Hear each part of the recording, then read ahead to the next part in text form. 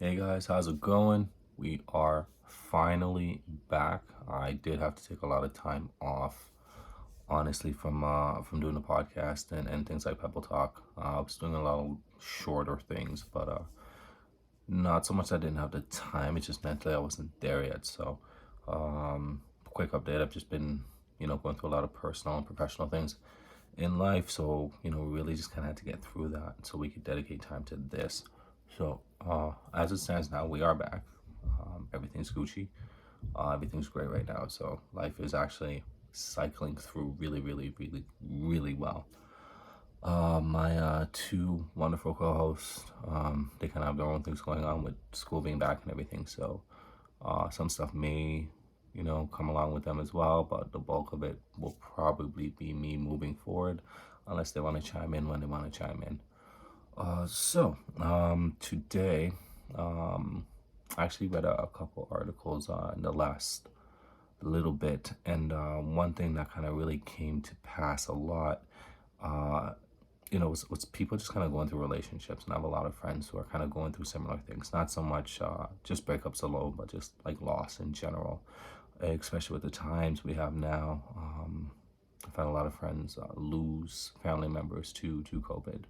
COVID's actually taken a damper on a lot of people's mental health, and a lot of relationships actually have been kind of shattered going through this transition of these unprecedented times that we're in. So, I just kind of wanted to see if I could kind of talk on this a little bit. Now, I'm not going to focus on, why relationships fail or anything like that. Like, those are kind of, it is what it is moments. What I'm kind of going to discuss today is what I want to call comeback season. So if anybody knows what comeback season is, it's a term used in sports where a team kind of had a horrible season and then they're just dedicating themselves to getting better moving forward. Like if you are, like I am, a Raptors fan, you know all about comeback season and how much we've gone through this. So I kind of just want to kind of speak on it because I'm in the middle of comeback season myself. So I figure it's the perfect time to kind of touch on it. So in a lot of things I've been reading and studying up on how to deal with things like grief and things like loss and things like breakups. Um, Normally they say there's 5 stages. I actually did read one or two studies that says there's actually 7. Especially near the end, they've kind of added 2 additionals because it didn't really seem to just kind of generalize it, which is good. So let's just get into it now. First stage I know everybody goes through is that stage of denial. You're going through the process, you're going through the relationship, you're going through everything, and you're just kind of like, no, no, no, no, no, no, that's not a bad thing. No, that happened because of this. You're making as many excuses as you can for the things that are happening to you to make it seem normal. No one wants to feel like life sucks. No one wants to feel like, things aren't going well. So when you're in the stage of denial, you'll look past things like infidelity. You'll look at past things like just behaviors that seem to reoccur, behaviors that seem to kind of just put a damper on it. And you almost downplay how you feel about it. If a person is just very overly aggressive with you in a relationship or they're very abusive with you, you kind of deny that that's the case. You kind of say, well, it's not really an issue. They're just upset today. Tomorrow they'll be fine and we'll be great and we won't have a problem. Once you hit this stage, it's actually very pivotal for you as a person because still in this stage, you haven't officially broken up. You haven't really fully disconnected yet. So if you can get past it, then things get a little bit better. And if you actually look into what the problems are and fix them instead of kind of just brushing them to the side, you actually do have the opportunity for redemption, the opportunity to make it work. But a lot of us don't do that, and the saga continues. So the next stage you're gonna hit, and everybody's hit this, and everybody can attest to it, is anger. You are just pissed the fuck off. Everything upsets you, and you look at it in a relationship sense.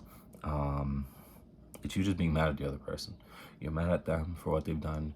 You're mad at the situation. You're sometimes mad at yourself for how you handled the situation. If it's a job situation where, you lost a job, you're like, oh, fuck these guys. You know what I mean? Like, they just lost a good worker. They're stupid. They don't know what they're doing. Management sucks. You see this a lot, with those disgruntled employees who aren't necessarily fired. You know what I mean? So, that's another big one. Once anger hits, you kind of need to step outside of yourself and start to look into why you're upset. Why are you angry? Like, what really is pissing you off? And is this thing that this person did really the cause of your anger, or is it something a little bit more underlying that you're not seeing for yourself? So yeah, step 2, anger. We've all been there. We're all gonna get there again. It is what it is. The third stage that I actually found interesting was the bargaining stage. So for those who don't really understand what this is, it's where you're kind of trying to convince yourself that you could have done different, and if you had done different, everything would have been fine, right? Like, it's similar to the denial stage, but the denial stage is you saying, oh, nothing's wrong, or whatever's wrong is not going to last. This stage is more kind of like, well, if I had done X, we wouldn't have Y.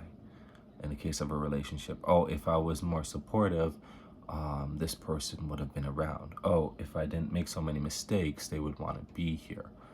In the case of loss, oh, well, if I was just there that day, if I'd shown up that day randomly, if I had just called my friend and checked in on them that day, they wouldn't have died. It's you kind of trying to rationalize what you could have done to rectify the issue, or to keep the issue from happening. Now, this gets dangerous because people start to think, well, it's almost you blaming yourself. And in all honesty, there's not much you could have done in these situations, because you got here for a reason, right? You got to that point for a reason. Maybe you didn't see it then. Maybe you've learned from it, and you can try different in the next one. But at this point, it's already done. Cords already been severed. Ties have been done. So use that bargaining phase as an opportunity to grow and an opportunity to build further, right? So not necessarily for this one, but for the next one. It's you coming to grips with what happened and assessing it to see what you could have done better.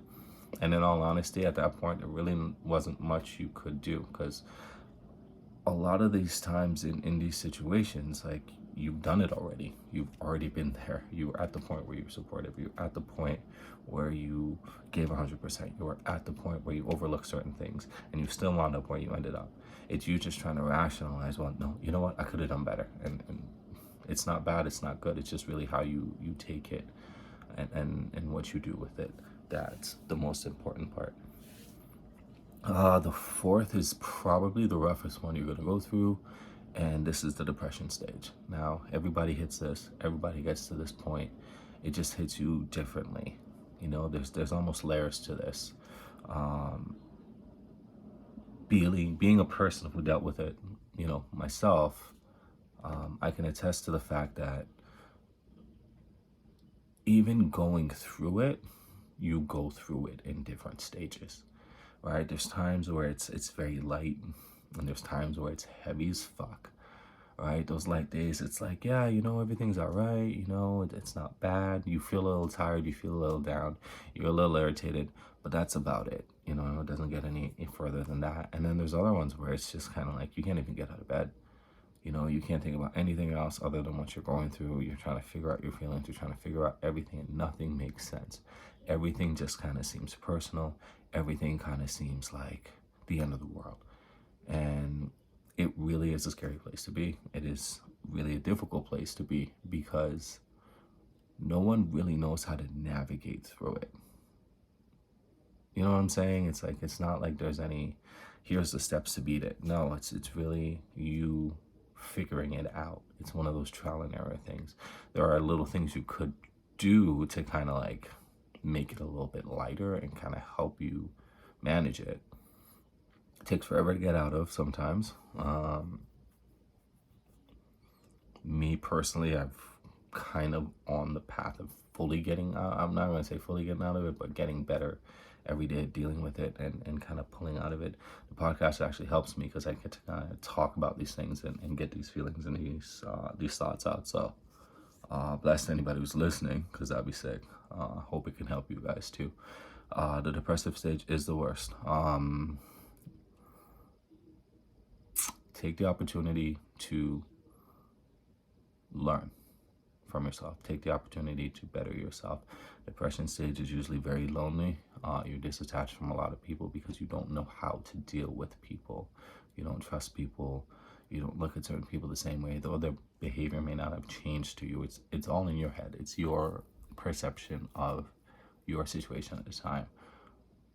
A lot of people struggle with this, and my biggest advice for anybody is, if you feel like you can't do it by yourself, seek help. Yeah, talk to somebody, get professional help if you need to. I did. There's no shame in it.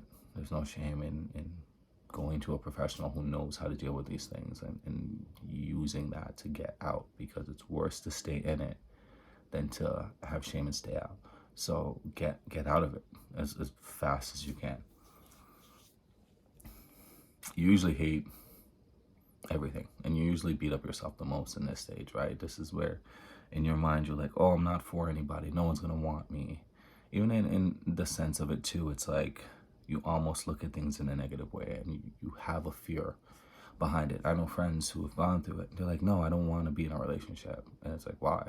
The person's a great person, the person's really nice, the person treats you well. It's like, yeah, but I don't want to be tied to anybody.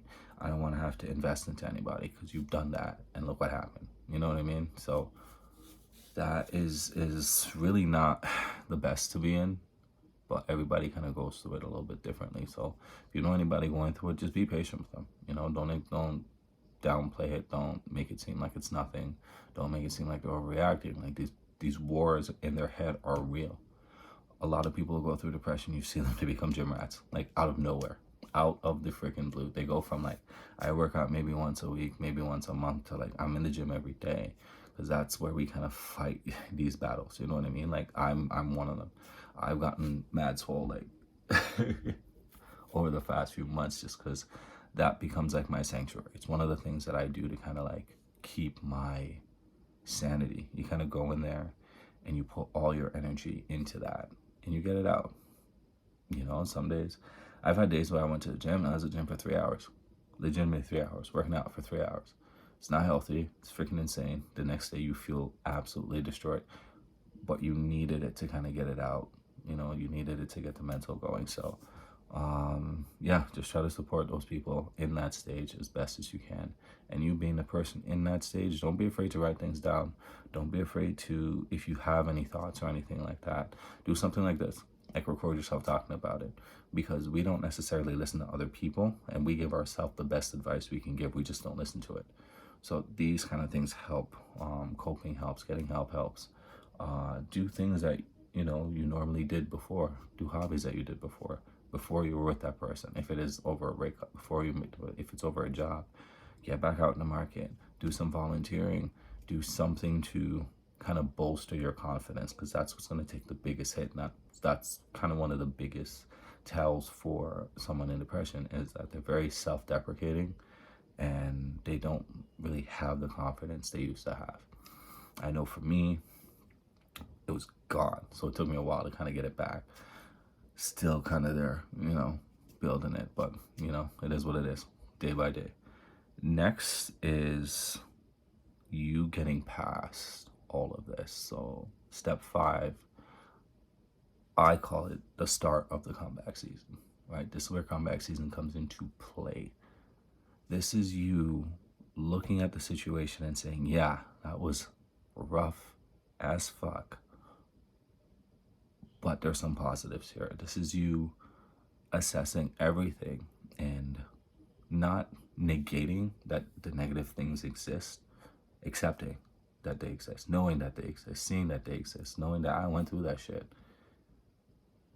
But here's a plus, here's a good thing, right? I went through a rough patch with my job, and now I've been fired, but I was not happy there, but now this gives me the opportunity to better my skills. Now this gives me the opportunity to work somewhere else and see what it's like. I'm not financially dying. I'm not in a situation where I'm going to be homeless, right? You look at those little positives in life. You know, I have good people in my corner. I made great friends there. In regards to relationships, I had memories with this person. I did this with this person. I did that with this person. I got this out of this relationship. So it's not doom and gloom all the time. Yeah, there's the negative shit, and I know the negative shit exists, but now you're starting to see the positives, and you don't see that in depression stage. In depression stage, everything is just shit. So once you start to kind of like notice that you're picking up on more positive things in your life and pushing that positivity in your life, that's when you're getting into comeback season. So you really need to stoke the fire as much as possible, because it dies very quickly if you don't. It takes a while to get to this point too, so don't really look at it as, you know, I'm taking forever or whatnot. Comeback season is where you're going to start to learn what you want and what you need, and what you have to set up in order to get it. If you want to improve your confidence, you're going to be like, well, okay, well, that's one thing that took a hit, I want to fix that. Then you're going to start figuring out ways to do that. If you want to improve your financial situation, you're going to figure out ways to do that. It's you acknowledging the things that you want moving forward and the things that you don't want moving forward. And that's really where it starts to click, because then you start to put those pieces together.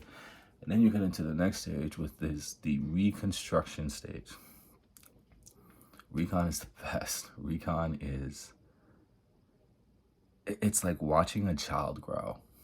It's like watching your dog grow up. It's like watching a flower grow. Recon is just you putting those building blocks into place, and it's just brick by brick by brick by brick, over and over, and it's just building and it's building and it's building, and then everything just leads to something better, right?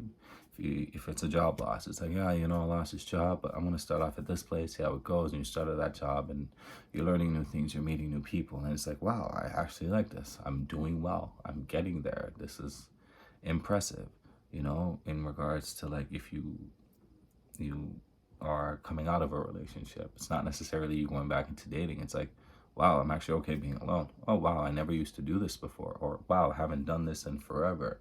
And you start finding the love for things that you lost the love for, right? Me, it was music. Music was like my life, and I really kind of put it on the back burner. And now it's like, I'm back to it, and I'm loving every second of it.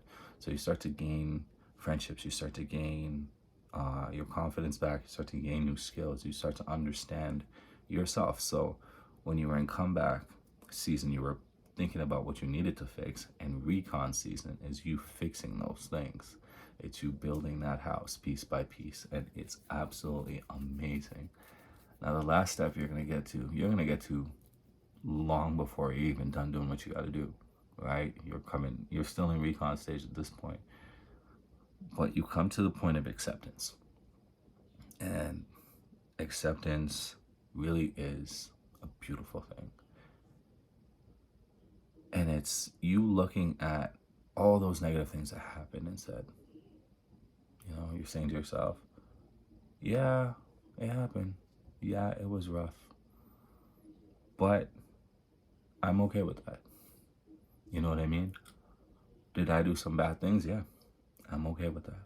I understand that people do bad things. They do bad things to me, yes. But I accept it, because it's not going anywhere, and it's part of the history books. And it's you being able to look back at these things and not feel that venom, not feel that anger that you felt, not feel that denial that you felt. It's you just being like, no, it happened, and life goes on. I'm still here, I'm still kicking, and we're gonna just keep the train moving.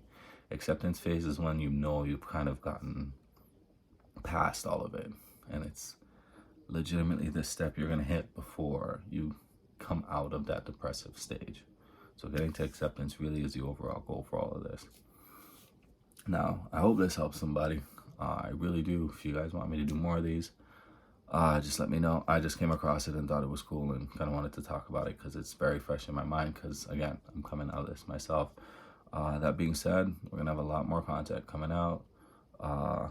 This is the return of Pebble Talk, so any ideas, anything you guys got, drop it in the comments for me. Don't forget to like, don't forget to subscribe, don't forget to tell your friends if you think anybody would kind of get anything out of this. With that, it's your boy Trey, and I'm out. Peace, y'all.